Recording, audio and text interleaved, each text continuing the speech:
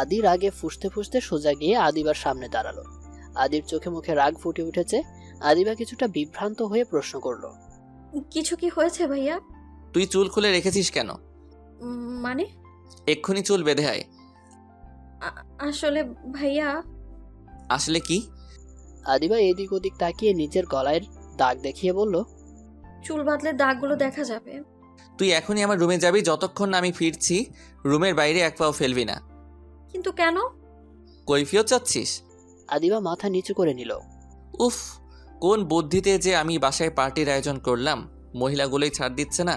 আমার বন্ধু বান্ধবগুলো তোকে দেখলে পাগল হয়ে যাবে। ভাইয়া কিছু বলছেন? তুই এখনো দাঁড়িয়ে আছিস? উপরে যা বলছি। আমি বাইরে যাচ্ছি।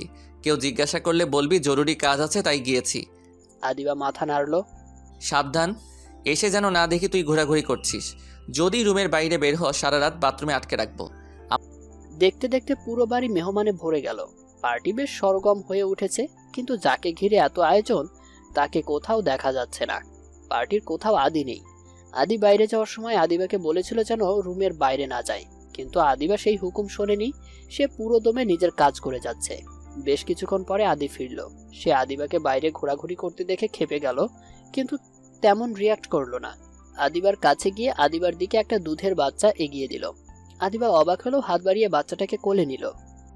বাচ্চাটা কে ভাইয়া? আমার বন্ধুর ছেলে। সাবধান, একবারও কোল থেকে নামাবি না। আদিবা কথা বাড়ালো না, বাচ্চাটাকে কোলে নিয়ে টুকটাক কাজ করতে লাগলো। কিন্তু বাচ্চা কোলে থাকায় সব কাজ করা সম্ভব হচ্ছে না, তবে ঘুরে ঘুরে সবার খোঁজ খবর নিচ্ছে। এদিকে আদির বাবা মা আদিকে সবার সাথে পরিচয় করিয়ে দেওয়াতে ব্যস্ত। আদিও সানন্দের সবার সাথে পরিচিত হচ্ছে, কিন্তু তার মনে খটকা লাগছে, কারণ পার্টিতে বেশিরভাগই অল্প বয়সী মেয়ে ঘুরঘুর করছে। কেউ দূর সম্পর্কের ফুপুর মেয়ে, কেউ খালার মেয়ে। মোট কথা এখানে যেন মেয়েদের হাট বসেছে, আর তারা আদির দিকে রহস্যময়ী চোখে তাকাচ্ছে। আদি ব্যাপারটা বোঝার চেষ্টায় অরিনের কাছে গিয়ে প্রশ্ন করলো। কাহিনী কি বলতো? অরিন চমকে পেছনে ঘুরে জবাব দিল, কিসের কাহিনী? এই মেয়েগুলো কারা? মা পরিচয় করে দেয়নি? দিয়েছে, কিন্তু এদের এখানে আসার কারণ কি? মা বাবা তোমার বিয়ে দিতে চায়, তাই পাত্রী খুঁজছে। তাই বল, আমিও সেটাই ভাবছিলাম। যাই হোক, আদিবা কোথায় রে? একটা বাচ্চা কোলে নিয়ে ঘরের দিকে গেল দেখলাম। আসলে বহু বছর হয় আদিবা কোনো গেট টুগেদারে যায় না, তাই হয়তো আনইজি লাগছে। যায় না কেন?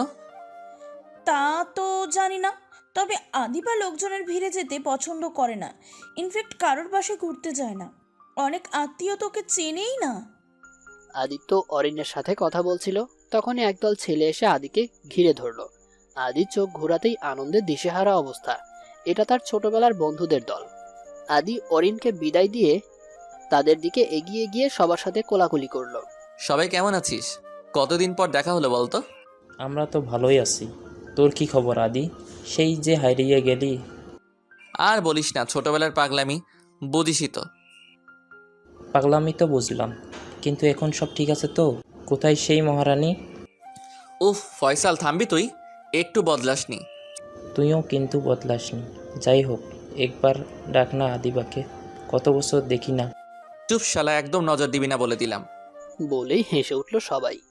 সময় বয়ে যেতে লাগলো। আদির বন্ধুরা আসায় সে পার্টিটা বেশ উপভোগ করছে, কিন্তু এদিকে বাচ্চার যন্ত্রণায় আদিবার নাজেহাল অবস্থা।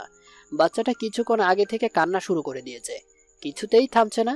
আদিবা তাই বাধ্য হয়ে আদির কাছে গেল। ভাইয়া একটু শোনাবেন? আদি পেছন ঘুরে আদিবাকে দেখে সরু চোখে তাকালো। কি ব্যাপার, তোর কোল খালি কেন? বাচ্চাটা কোথায়? বেশ ধমক দিয়ে প্রশ্নটা করছে আদি। সাদিয়ার কোলে দিয়ে এসেছি। কেন? সাদিয়ার কোলে দিবি কেন? বলেছিলাম না তীর কোল থেকে একদম নামাবি না। এখনই গিয়ে কোলে 1 মিনিট তো দূর, 1 সেকেন্ডের জন্যও কোল থেকে নামাবি না। বলছি, ওর বাবা মা কি এখনো ফ্রি হয়নি? কথাটা বলার সাথে সাথেই আদির চোখ গরম করে আদিবার দিকে তাকালো। এর কারণটা আদিবার না বুঝলেও এটা বুঝতে পারলো, এত বছরেও আদির আচরণের কোনো পরিবর্তন ঘটেনি। সে আগের মতোই হুটহাট আদিবার গায়ে হাত তুলতে পিছুপা হবে না। আদিবা অসহায় চোখে আদির দিকে তাকিয়ে রইল। এভাবে তাকিয়ে আছিস কেন? আজ সারা রাত বাচ্চাটা তোর কাছে থাকবে, তাতে কোনো আপত্তি আছে তোর? আদিবা উত্তর দিতে পারল না। গুড, এইভাবে সবসময় চুপচাপ আমার কথা শুনবি, তাহলে অযথা মার খেতে হবে না। অন্যথায় আদিবা বুঝতে পারলো কথা বাড়িয়ে লাভ নেই, তাই ফিরে এসে বাচ্চাটাকে কোলে নিল, কিন্তু বাচ্চার কান্না কিছুতেই থামছে না। আদিবা হেলে দুলে নানান রকম ভাবে বাচ্চাটাকে শান্ত করার চেষ্টা করছে, কিন্তু কোনো কাজ হচ্ছে না। এই মেয়ে, বাচ্চাটা কিভাবে কাঁদাচ্ছ কেন? প্রশ্নটা শুনে আদিবা পেছন ঘুরে দেখলো একজন ভদ্রমহিলা কথাটা বলেছেন। বাচ্চাটার ক্ষুধা পেয়েছে, বুঝতে পারছো না? আজকালকার মেয়েরা যে মা কেন হয় বুঝি না। পাশ থেকে অন্য একজন বলে উঠল, আর বলবেন না ভাবি, ফিগার খারাপ হয়ে যাবে বলে বাচ্চাকে না খাইয়ে রাখে, ভাবা যায়? এই মেয়ে, ঘরে গিয়ে বাবুটাকে একটু বুকের দুধ খাওয়াও যাও। মা হওয়ার যোগ্যতা নেই, আবার বাচ্চা নিয়েছে। আদিবা ওদের কথায় অবাক হলো। আপনারা এসব কি বলছেন? একদম কথা পারবে না, যাও খাইয়ে নিয়ে আসো বলছি। মহিলাগুলোর কথা আদিবার বেশ খারাপ লাগলো। সে হনহন করে সোজা আদির কাছে চলে গেল, রাগী চোখে তাকিয়ে বলল, বাচ্চাটাকে ধরুন। কি বললি তুই? সবাই আমাকে কত খারাপ খারাপ কথা বলছে জানেন? কেন, কে কি বলেছে? বলেছে আমি নাকি ওর মা। সময় মতো বিয়ে হলে এর মতো কয়েকটা বাচ্চার মা হয়ে যেতে খারাপ কি বলেছে? এই একদম বাজে কথা বলবেন না। ওরা বলছে আমি নাকি ইচ্ছে করে বাচ্চাটাকে খেতে দিচ্ছি না। তো দিচ্ছিস না কেন? ঘরে গিয়ে খাইয়ে আন। আপনিও কি পাগল হয়ে গেছেন? ও কি আমার বাচ্চা যে আমি দুধ খাওয়াতে পারবো? কথাটা বলার সাথেই আদি হা হা করে হেসে উঠল। এভাবে হাসছেন কেন? দুধ কি শুধু মায়ের কাছেই থাকে? কিনতে পাওয়া যায় না? ইডিয়েট, আমি বুকের দুধের কথা বলিনি। ফ্রিজে দুধ আছে, গরম করে খাইয়ে আন। আদির কথায় আদিবা লজ্জা পেল সত্যি। কি সব উল্টাপাল্টা কথা বলছে সে। আদির সাথে আদিবা কথা ঘোরানোর জন্য তাড়াতাড়ি বলে উঠল, বাচ্চা কোলে নিয়ে আমি কি করে দুধ গরম করব? আমার কোলে দে, আমি যাচ্ছি তোর সাথে। আপনার যেতে হবে না, আমিই করে নিয়ে আসছি। বলে আদির কোলে বাচ্চাটা দিয়ে কোনো মতে ছুটে পালিয়ে গেল আদিবা। আদির বেশ হাসি পেল, হাসতে হাসতে বলল, তাড়াতাড়ি ফিরবি কিন্তু। আদিবা দুধ নিয়ে ফিরে আসলো। বাচ্চাটা হয়তো ফিডার খেয়ে অভ্যস্ত না, তাই খাওয়াতে বেশ বেগ পেতে হচ্ছে। আদিবা দুজন মিলে খাওয়ানোয় ট্রাই করছিল। তখন একজন এগিয়ে এসে বলল, আদি, তুই বউ বাচ্চা নিয়ে ফিরেছিস? কই, তোর মা তো বললো না? মহিলার কথায় আদিবা অবাক হলেও আদি মোটেও বিচলিত হলো না। যাক, তবুও ভালো, বিদেশিনী নিয়ে আসিসনি। তা বউয়ের বাসা কোথায়? আদি উত্তর দেওয়ার বদলে মুচকি মুচকি হাসছে দেখে আদিবার গা জ্বলে গেল। নিজেই উত্তর দিতে বাধ্য হলো, খালা আপনার ভুল হচ্ছে, আমি আদিবা। অনেক বছর দেখা হয় না তো, তাই হয়তো ভুলে গেছেন। আমি ভাইয়ার বউ না। কথাটা বলতেই আদির মেজাজ খারাপ হয়ে গেল। ইচ্ছে করলো কষিয়ে একটা থাপ্পড় লাগাতে আদিবার গালে, কিন্তু বাচ্চার জন্য দেওয়া হলো না। তুই আদিবা? হায় আল্লাহ, কত বড় হয়ে গেছিস, আমি তো চিনতেই পারিনি। আসলে আদি অন্য কারো বাচ্চাকে কোলে নিয়ে খাওয়াবে আমি ভাবতেই পারিনি। তাছাড়া তোর শাড়ি সব মিলে মনে হচ্ছে যেন যুগলবন্দি। যাই হোক, বাচ্চাটা বুঝি তোর? খালা আমার বিয়ে হয়। কথাটা শেষ করার আগেই আদি হাঁচকা টানে আদিবার নিয়ে হাঁটা শুরু করলো। ভাইয়া কি করছেন? খালা কি ভাবলো? আদির কানে কথা ঢুকলো না, সে দ্রুত বেগে হেঁটে যাচ্ছে। হ্যাঁ থামুন, বাচ্চাটা পড়ে যাবে। আদি বাসার ঠিক পেছন দিকে গিয়ে থামলো। তোকে এত পকর পকর করতে বারণ করেছিলাম না? মানে কি বলতে চাইছেন? খালা ভুল বুঝছিল আর আমি চুপচাপ দাঁড়িয়ে থাকবো? আদি কোনো উত্তর না দিয়ে আদিবার ঠোঁটে ঠোঁট মিলিয়ে দিল। আদিবার ছাড়া পাওয়ার চেষ্টা করেও পেরে উঠল না, কারণ তার কোলে বাচ্চা।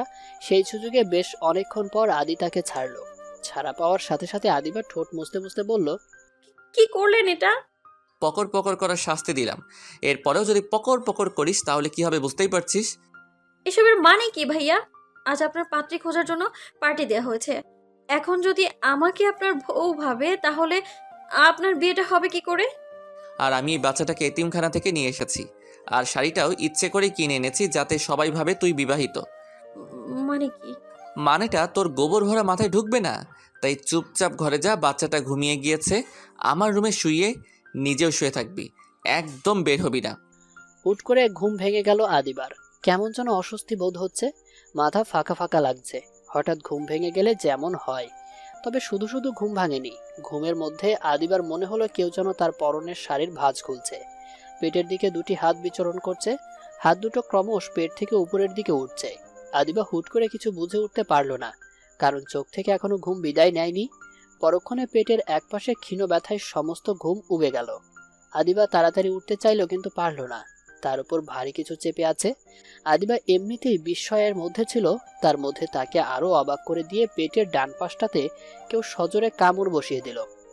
আদিবা এবার ভয়ে চিৎকার করতে নিল, কিন্তু তার আগেই মুখটা চেপে ধরে একজোড়া চোখ তার দিকে তাকিয়ে কড়া গলায় বলল, একদম ন্যাকামি করবি না।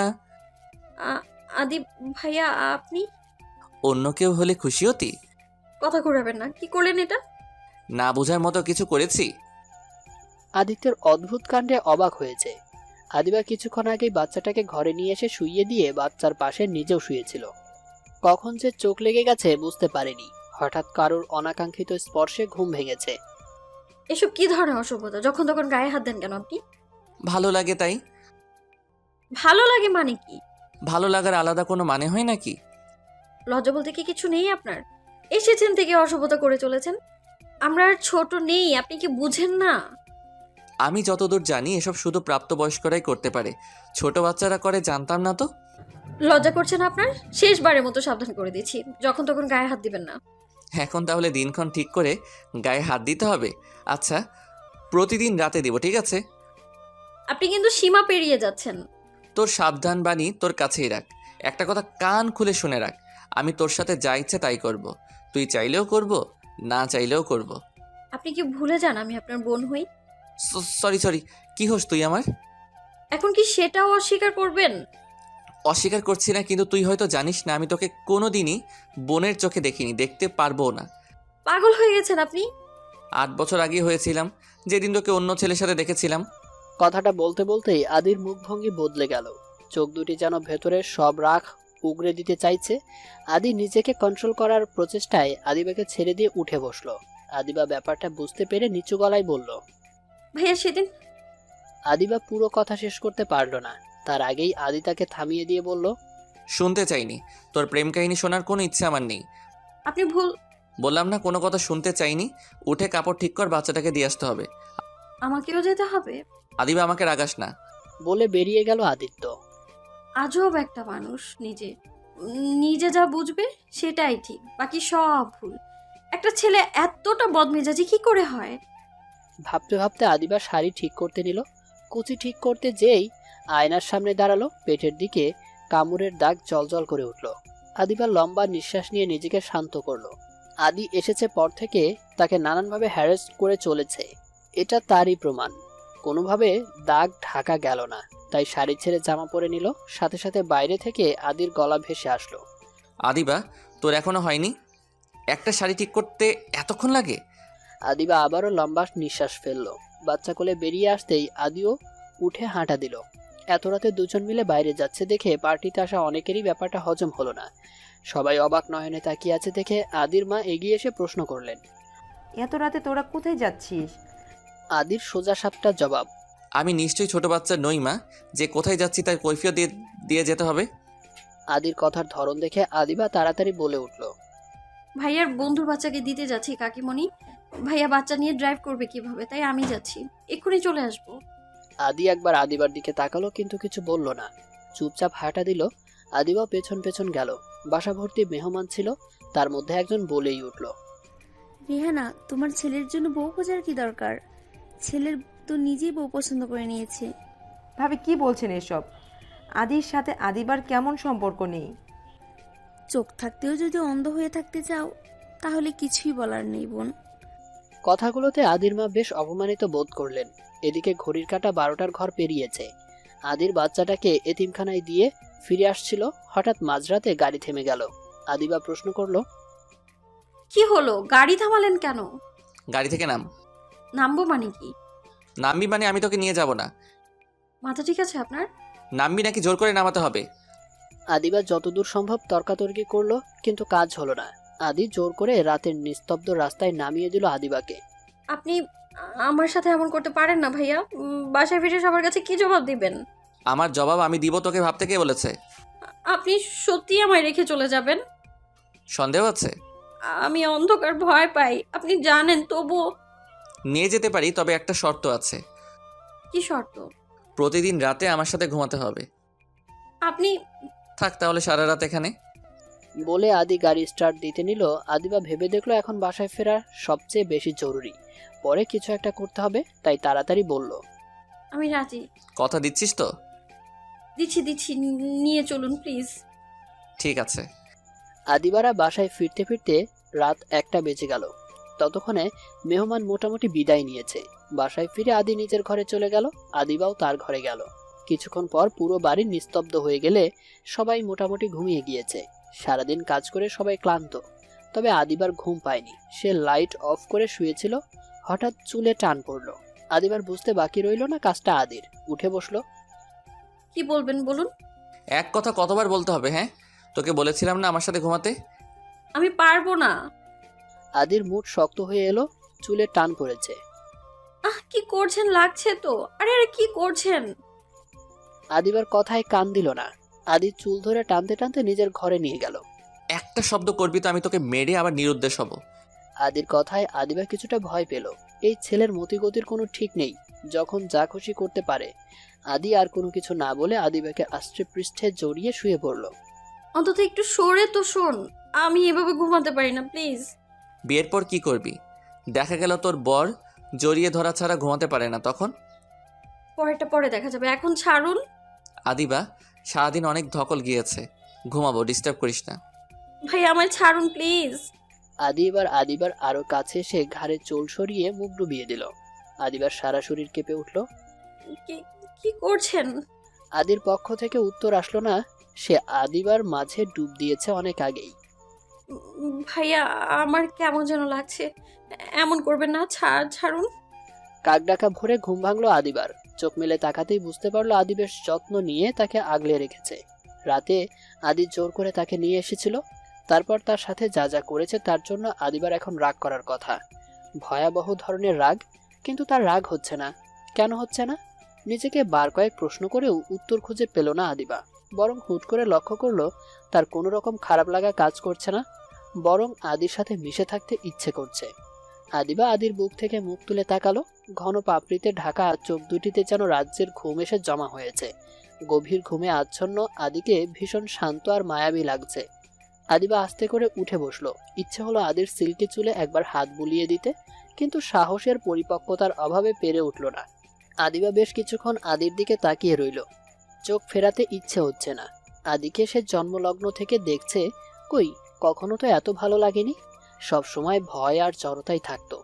আজ হঠাৎ মনে হচ্ছে এই মানুষটার প্রতি তার এক প্রকার আসক্তি আছে। আদিবা আদির দিকে তাকিয়ে আছে। হঠাৎ ঘড়িতে ঢং করে শব্দ হলো। আদিবার ধ্যান ভাঙলো। তাড়াতাড়ি এ ঘর থেকে বের হওয়া দরকার। কেউ তাকে এই রুমে দেখলে বিরাট কাণ্ড ঘটে যাবে। কিন্তু আদিবার যেতে ইচ্ছে করছে না।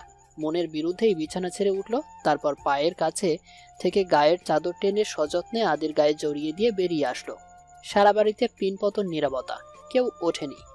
আদিবা নিজে থেকেই রান্নাঘরে গেল, যদিও সে কখনো নিজে রান্না করেনি। সে শুধু সব কাজ এগিয়ে দেয় রান্না করে আদির মা। তবে আজ তার রান্না করতে ইচ্ছে করছে আদির পছন্দের সব রান্না করতে। যেমন ভাবনা তেমন কাজ। আদিবা রান্না শুরু করে দিল। খিচুড়ির সাথে ইলিশ মাছ ভাজা আর গরুর মাংসের সাথে ক্ষীর পায়েস। ধীরে ধীরে বাড়ি সরগম হয়ে উঠল। সবাই জাগতে শুরু করেছে। আদিবা রান্নাও প্রায় শেষ। সে টেবিলে খাবার দিতে দিতে জুইকে বলল সবাইকে ডেকে আনতে। সবাই এসে টেবিলে বসলো, কিন্তু যার জন্য এত আয়োজন সেই আসছে না। আদির মাও এখনো আসেনি। আদিবা এবার অস্থির হয়ে বলল, অরিনাপু যাও না, ভাইয়ার কাকিমণিকে একটু ডেকে নিয়ে আসো। অরিন একটু হেসে বলল, ঘটনা তো সুবিধার মনে হচ্ছে না। কাহিনী কি? উফ আপু, তুমি যে কি বলো না, কিসের আবার ঘটনা? বুঝেছি, আর লজ্জা পেতে হবে না। ফিসফিসিয়ে বলে অরিন আদিকে ডাকতে চলে গেল। আদি আর তার মা একসাথেই এসে টেবিলে বসলো। এত সকালে ঘুম থেকে তোলায় আদি বেশ রাগ করেছে। সে অরিনকে ধমকাতে ধমকাতে নিয়ে এসেছে। আদি টেবিলে বসে রুক্ষ কণ্ঠে বলল, আজকে ডেকেছো, তবে আর কোনো দিন এত সকালে আমাকে আর ডাকবে না। আমি এত সকালে উঠি না। যাই হোক, কি রান্না হয়েছে তাড়াতাড়ি দাও, খেয়ে ঘুমাবো। আদি বলতে দেরি হলেও আদিবার দিতে দেরি হয়নি। সে প্লেট এগিয়ে দিল। প্লেটে চোখ রেখে আদির মুখে হাসি ফুটে উঠল। সে আদিবার দিকে তাকিয়ে মিষ্টি হাসলো। তারপর খাওয়াই মনোযোগ দিল। আদির মা খাবার সামনে পেয়ে বলে উঠলেন, বাহ আদিবা, তার মানে তোর মা তোকে সব বলে দিয়েছে? আদিবা অবাক হয়ে প্রশ্ন করলো, কি কথা কাকিমণি? এই যে আজ তোকে পাত্রপক্ষ দেখতে আসবে, সেজন্যই কি রান্না করছিস, তাই না? কথাটা শুনে আদিবা যতটা না অবাক হয়েছে তার চেয়ে বেশি অবাক বোধহয় আদিত্য হয়েছে। কথাটা কানে পৌঁছার সাথে সাথেই আদি খাওয়া বন্ধ করে আদিবার দিকে হিংস্র চোখে তাকালো। আর কিছু না বলে খাবার ছেড়ে উঠে গেল।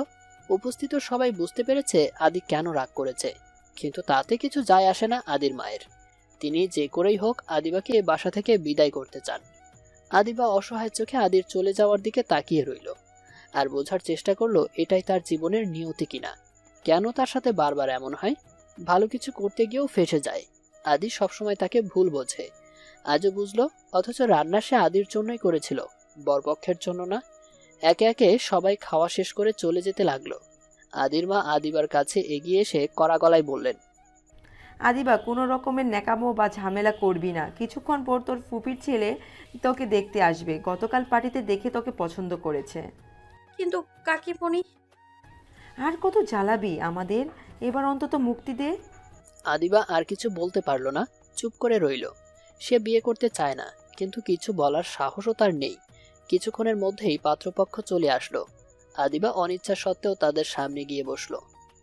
সব ঠিকঠাকই আছে। আদি এর মধ্যে একবারও নিচে আসেনি, ঝামেলাও করেনি, এমনকি আদিবাকেও নিজের ঘরে ডাকেনি। তবে পুরো বাসায় একটা গুমোট ভাব। আদিবা চুপচাপ, সাথে অন্যরাও, কারণ বাসার সবাই মোটামুটি আদির রাগ সম্পর্কে জানে। আর সে যে আদিবাকে ভালোবাসে এ ব্যাপারে সন্দেহ নেই। আদিবাকে শাড়ি পরিয়ে পাত্রপক্ষের সামনে বসানো হয়েছে। আদিবার মন খারাপ লাগছে। কেন লাগছে নিজেকে প্রশ্ন করতেই মন উত্তর দিল সে অন্য একজনকে ভালোবাসে। এই বিয়ে করা তার পক্ষে সম্ভব না, কিন্তু কাকে ভালোবাসে? ভাইয়াকে? এবার আর ভেতর থেকে উত্তর আসলো না। আদিবার ভেতরে এক অস্থিরতা কাজ করছে। আচ্ছা, ভাইয়া কি আমায় ভালোবাসে? যদি ভালোই বাসবে তাহলে কেন নিচে আসছে না? এসে কেন বলছে না তিনি আমায় ভালোবাসেন, আমায় বিয়ে করতে চান? তবে কি ভালোবাসে না? না না, এটা তো হতে পারে না। ভালো না বাসলে রাতে আমার সাথে কেন এমন করলো? আর ভালো না বাসলে কি কাউকে এত কাছে টানা যায়? আমার সারা শরীরে এখনো ভাইয়ার দেয়া চিহ্ন বিরাজ করছে। আদিবা যখন এসব ভাবছিল তখন হঠাৎ করেই ঝড়ের বেগে নিচে নেমে আসলো আদি। আর কাউকে কিছু না বলে পাত্রপক্ষের সামনে থেকে আদিবাকে টেনে বাইরের দিকে পা বাড়ালো। ব্যাপারটা এতই তাড়াতাড়ি ঘটলো যে সবাই শুধু অবাক চোখে তাকিয়ে রইল। কেউ কিছু বলার সুযোগ পেল না। যদিও আদিবা এতক্ষণ বাধা দেয়নি, কিন্তু বাসার বাইরে এসে তার টনক নড়ল। প্রশ্ন করলো, ভাইয়া কি করছেন? আমায় এভাবে নিয়ে কোথায় যাচ্ছেন? জাহান্নামে? কোনো অসুবিধা? হাতটা ছাড়ুন ভাইয়া, সবাই হয়তো খারাপ ভাবছে। ভাবুক, তুই কোন সাহসে শাড়ি পরেছিস সেটা বল। কাল তো আপনিই বলেছিলেন শাড়ি পরতে। পরে অন্য ছেলেকে দেখাতে বলেছিলাম। শাড়ি পরলেও সমস্যা, আবার না পরলেও সমস্যা, তাহলে পরবোটা কি আমি? তুই কিছুই পরবি না? কি? ঠিকই শুনেছিস, তোর কোনো জামা কাপড়ই পরার দরকার নেই। আপনি এসব কি বলছেন? আমি কখন কি বলি আর কি চাই সেটা আমি নিজে জানি না, বাদ দে এখন, চল। কোথায় যাব? গেলেই দেখতে পাবি।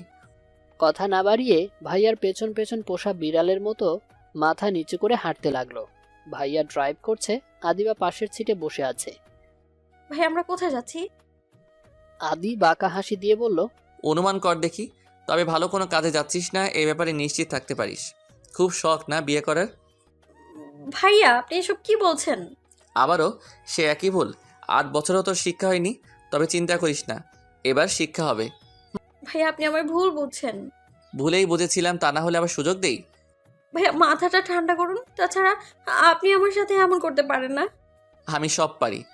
আমাকে মারার জন্য নিয়ে যাচ্ছেন, তাই না? তবে একটা কথা কান খুলে শুনে নিন। আমি মরলে, আমাকে মারলে, আমি কিন্তু চুপ করে থাকবো না। বাসায় সবাইকে বলে দিব সবটা। সেই রাতে আমার সাথে কি কি করেছেন সেটাও বলবো। বাসায় ফিরতে পারলে তো বলবি। আদিবা এত করে বলার পরেও আদির কোনো পরিবর্তন হলো না। সে এক মনে ড্রাইভ করছে। হুট করেই আদিবার 8 বছর আগের সেদিনের কথা মনে পড়ে গেল। সামান্য ভুলের জন্য সেদিন আদি তাকে হাত পা বেঁধে মেরেছিল, তারপর সারা রাত ছাদে ফেলে রেখেছিল। আজও সেই রাতটা ভুলতে পারেনি আদিবা।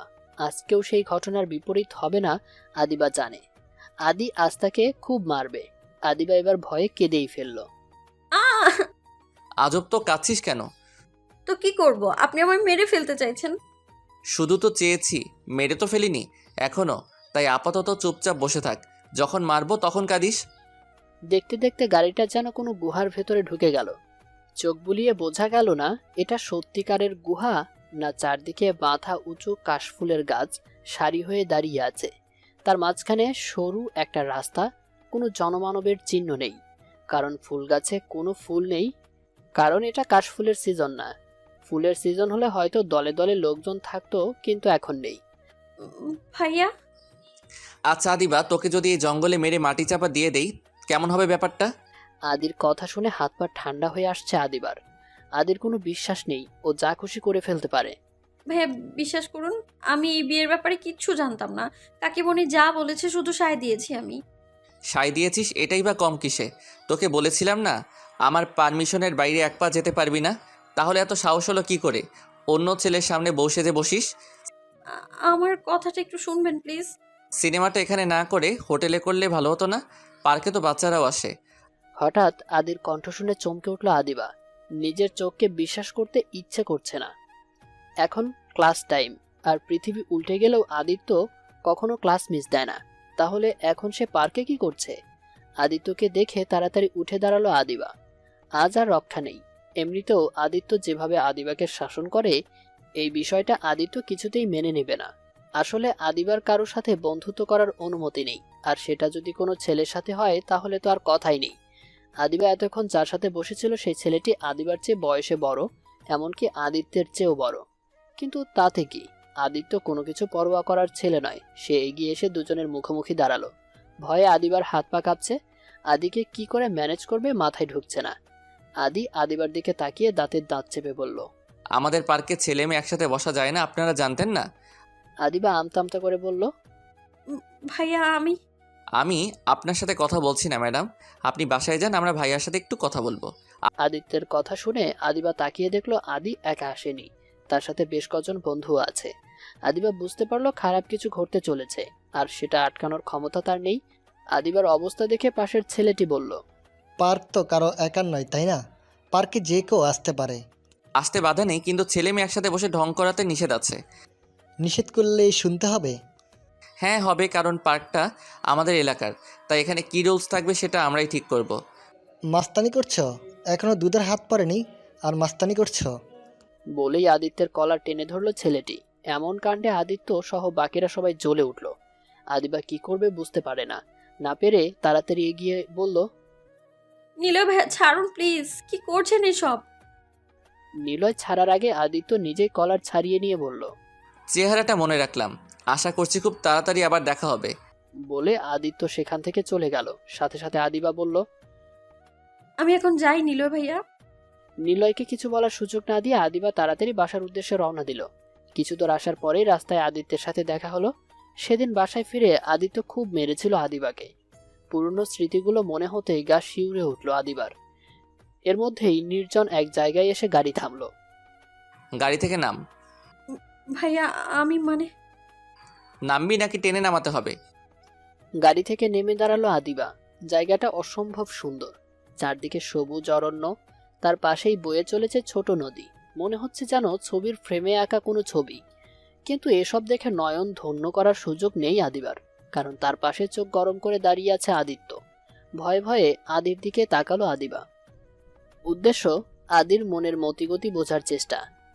আদিকে সে কিছু বলতে যাবে, তার আগেই আদি বলে উঠল, ঠিক হয়ে দাঁড়াতো, কয়েকটা ছবি তুলি। আদির কথায় অবাক হলো আদিবা। এখন তার ছবি তুলতে ইচ্ছে করছে? কি অদ্ভুত! এই তো শাস্তি দিতে চেয়েছিল, এখন ছবি তুলবে? ছবি দিয়ে কি হবে ভাইয়া? তুই মরার পর সবাই ছবি দেখে স্মৃতিচারণ করবে, তাই তুলে রাখবো। আপনি সত্যি সত্যি আমায় মেরে ফেলবেন? সন্দেহ আছে? এত কথা না বলে সুন্দর করে দাঁড়া। বলতে বলতে আদিবাকে দাঁড় করিয়ে দিয়ে ক্যামেরা হাতে ছবি তুলতে শুরু করলো। এদিকে আদিবার বেশ ভয় লাগছে। কিছুক্ষণ পরেই সে মারা যাবে ভেবেই কান্না পাচ্ছে, কিন্তু কান্না করতে পারছে না। আচ্ছা আমি যদি পালিয়ে যাই কেমন হবে ব্যাপারটা?